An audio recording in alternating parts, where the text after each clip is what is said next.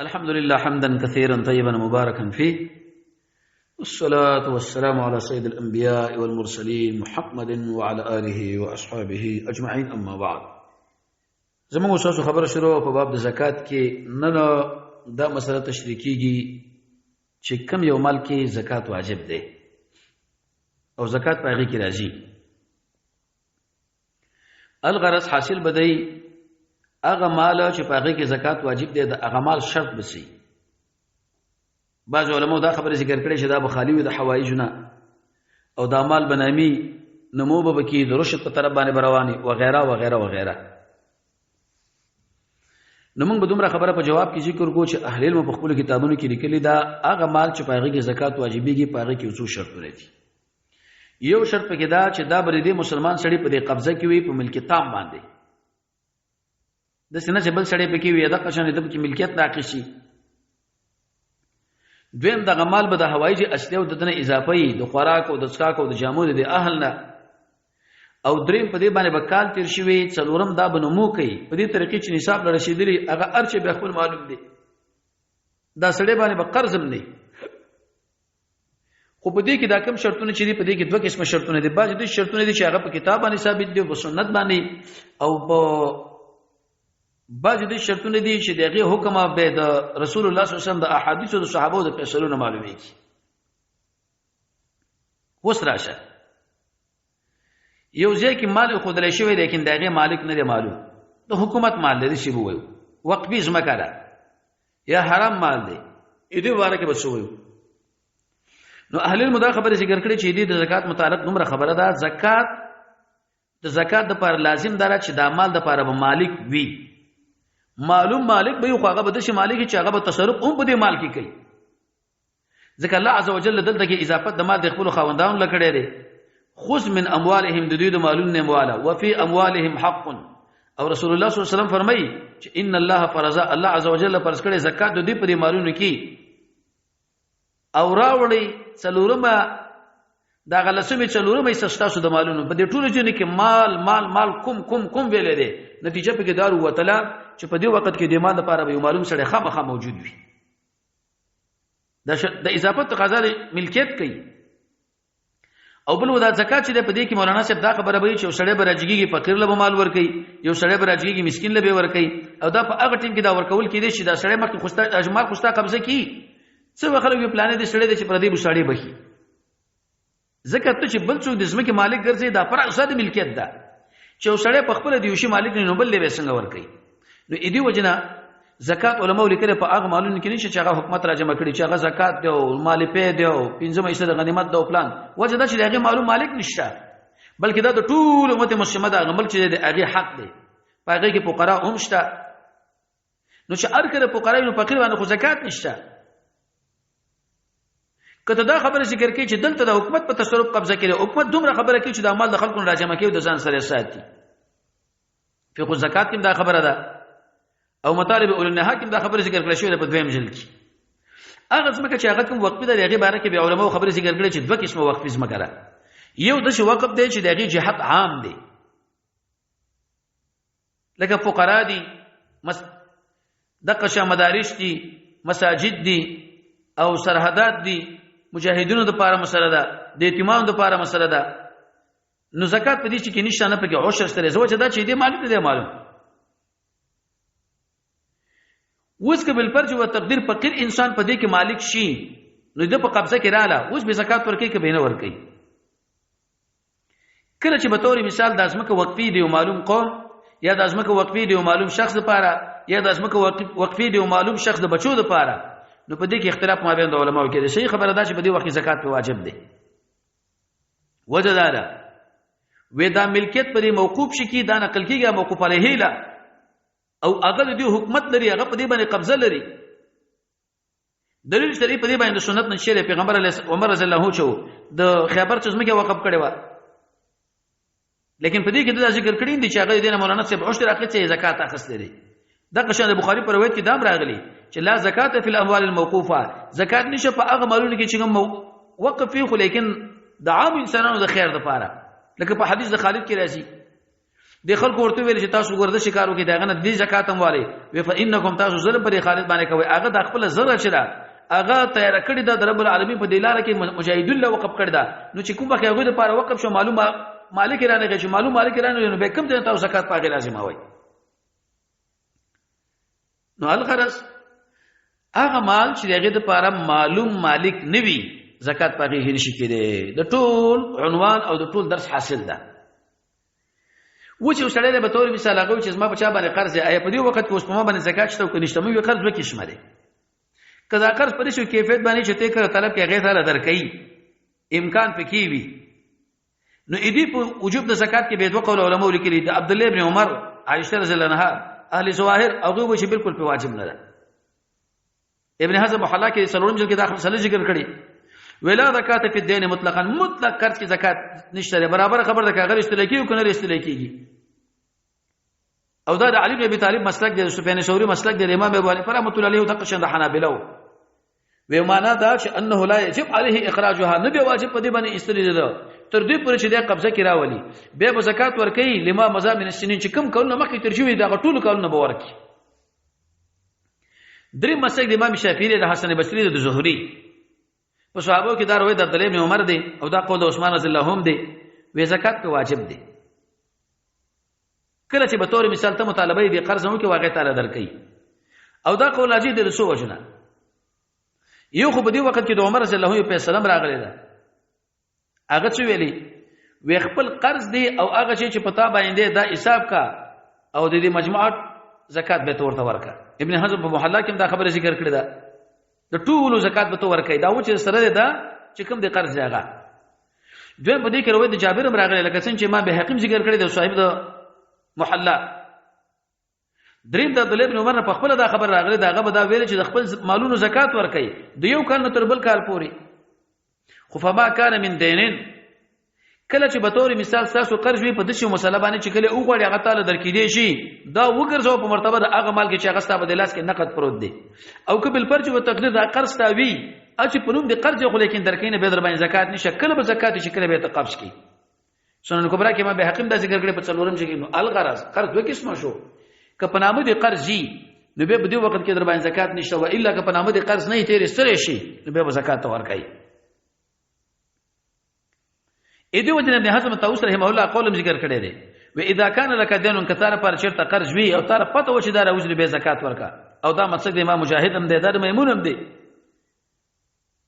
امام بهقی د عبد الله ابن عباس د عبد الله ابن عمر د دوه دا خبره ذکر کړی دا چې ویل دی چې کله سړی چا قرض ورکړي نو به باندې زکات واجب ده په ټول کال کې خو ګوره شرط پکې دا چې دا قرض په دینه باندې تیر استل شي دویم قول علماء دا خبره ذکر کړی دا کچیرته بالفرج و تقدیر تا چا قرض ورکړي به واسړی انتهایی غریب مفلس انکار کوي اوس په دې کې زکات شته او زکات نشته نو په دې کې د علماء خپل اختلاف دی راجع قول دا چې په دې کې زکات نه ورکړي ولی یو خدای جناب نبی کریم علیه الصلاه والسلام دی باب کې چې واجب نه دی موږ رضانه په دې دین کې چې نه واجب وي شو نه لیکوي شو دویم کتا سو وګوره د عام صحابه کرام مسکدار چې هغه په دې قرض کې چې نه واجب کړي دریم ابن ابي شيبه روایت د عائشه ذکر کړی دی چې ليس فی الدین په دې قرض کې زکات نشته په څلورم جلد کې دا خبره ذکر کړه د سند هم صحیح دی خو لیکن کته دلته کې مطلق قرض ذکر کړی موږ شاید عائشه به مراد قرض هغه قرض چې هغه راوځي نو کم قرض راوځي هغه خو مخکې موږ ویلي چې ته به زکات ورکړي اې دی وجه المختارات الفقهيه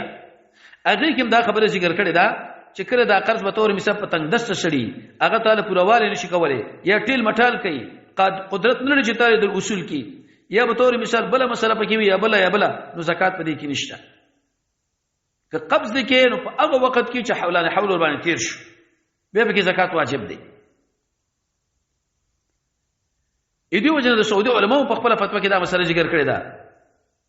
چې ویل دي وی قرض په هغه وخت کې واجبېږي چې زکات پکې واجبېږي چې ته قادر دی هغه په قبض کول باندې چې قادر نه ګورې هغه په قبض کول کې بعد هغه نه به ما اخلا هغه کې به نشته بل مسله دا چې عمان چې هغه سب کې په دې کې زکات واجب دی که واجب دی جواب دا چې په دې کې زکات نه واجب استعمال د چا د نغصب کې په هغه ټیم کې ته باندې زکات واجب دی چې کله د هغه قبضه کې او کله په هغه باندې کال تیر شو او کله چې هغه نصاب لرشيږي و الا که قبض کړي د نوینو زکات در باندې نشته ځکه دا مال د شمال نه دي چې هغه کې نمورش ملکیت تام دي ستاسو باندې نشته او موږ دا خبره ذکر کړو د زکات په شرایطو کې چې په هغه ټیم کې په د باندې زکات واجب دی چې دور باندې ملکیت تام راشي چې ملکیت تام نه څنګه ور باندې زکات واجب وي شیخ الاسلام ابن تیمیه رحمه الله دغه خبره ذکر کړې مجموعه کې چې لیس فی زکات پر یک زکات نشته حتی تر دې پرې چې اصله په خپل قبض کې راولي اذن وجوبله مسله بعض خلکو په ځین کې اصول پرېږدي چې مسلمانان دی هغه په ځای کې مال صندوق کې خود لري مال په کې جمع کوي دغه نه ورسره به مجاهدونو باندې خرج کوي دغه نه به مال په مسکینانو خرج کوي په یتیمانو خرج کوي اوس په دې کې زکات شته کې نشته دې کې به زکات ورکو کبه نه ورکو صحیح قول علماء دا ذکر کړی چې په دې باندې زکات نشته ځکه دا وقفي دی او په وقفي کې زکات نشته جناب نبی کریم علیه الصلاه والسلام د خالد مبارک ویل کنه فانکم تاسو په هغه ظلم کوي چې دغه زکات اخلي هغه د خپل ظلم چې وقف کړی د پیسې سبیل الله بخاری کې روایت دی دا حدیث دلیل چې په دې خبره باندې چې کله چا یو شی وقف کینو په هغه باندې به زکات واجب نه دی په باب د وقف شوی شي کې یا خیرات کې په هغه باندې زکات واجب نه دی په باب د خیرات شوی شي کې فتاوی اسلامیه دویم جلد کې دا خبره ذکر کړې ده چې په وقفي مال کې زکات نشته وجه دا ده چې دا د شی مال د مالک نشته بلکې دا د شی مال چې د خیر د کارون د لپاره تیار کړی شوی دی لکه دا نور مالونه چې کوم وقفي وي او هغه د خیر په کارونو کې استعماليږي هکذا دامه او بل دا مال نو خیدور قبضه نه وته رب العالمین د رضا لپاره وراله نو اوس په کې زکات څنګه واجب وي اې دې خو هیڅ مالک نشه شو د رب العالمین ده دغه شان حکم د هغه مالون دي چې کوم په دې جماعتونو کې وقف کړی شوی دي په مدارسو کې وقف کړی شوی دي یو سړی د تور مثال هغه وصیت په کې جزمه عمل پلاني ځکه دغه ورکه په دې ټولو کې به زکات نه واجبېږي ځکه د ملکیت نه وته او معلوم مالک د غیر لپاره موجود دی نه ال تشتری نه بل یو ملګری دا سوال کړی دی چې په تور مثال زکات دی یو سړی د استاد دغه مال د حکومت سره خودل شوی دی اوس په دې کې زکات شته که زکات نشته نو موږ جواب کوو چې دغه مالونه چې دغه مال د دې تنخواه ده یا بل هغه د حکومت سره خودل شوی امانت دی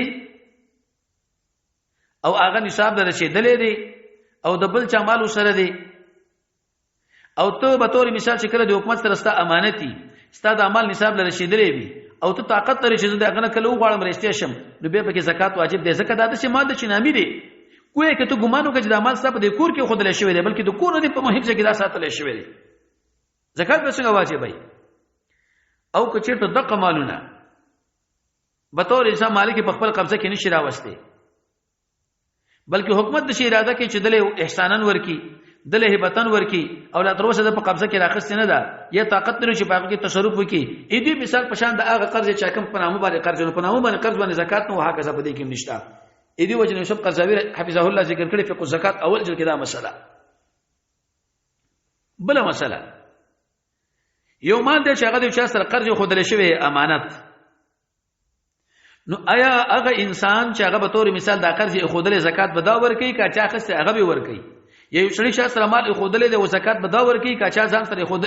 اخستل د هغه به زکات ورکي جواب دا دی چې چا د مال یو ګوره قرض کون کړي یو هغه څه چې چا له قرض ورکي ظاهر دا خبره معلومیږي چې زکات واجب نه دی په هغه چا باندې چې هغه مدیون دی او په هغه انسان باندې چې هغه مستقل دی بل چا نه مطالبه کړی دا لکه څنګه چې ابن حزم رحمه الله په محلا کې بری باندې باز ذکر کړی دی وګورئ د عبد الله ابن عمر نے مروي ذکر کړی دی عائشه بینم ذکر کړی دی وی ویل چې ولا تجب زکات واجب دی علی المودع په هغه چا باندې چې هغه سره امانت خو دلې شوی بلکې دا سړی به ور کوي دغه وجه کې استدلال کې څه خبره ذکر کړی دا دغه سړی په دې مال باندې چې قبضه نشته لکه څنګه چې د مالک قبضه په دې باندې او قاعده دا ده چې په هغه وخت کې به مولانا شیخ ته زکات ورکړي چې د مال سره په قبضه کې راشي نو تاج چا سره مال خو دلې قرضن هغه قرض وړي سره د زکات تعلق نشته تا یو چا سره مال کې خدا امانتن مودع چې چا سره د امانت خو دل شوی د هغه سره د زکات تعلق بالکل نشته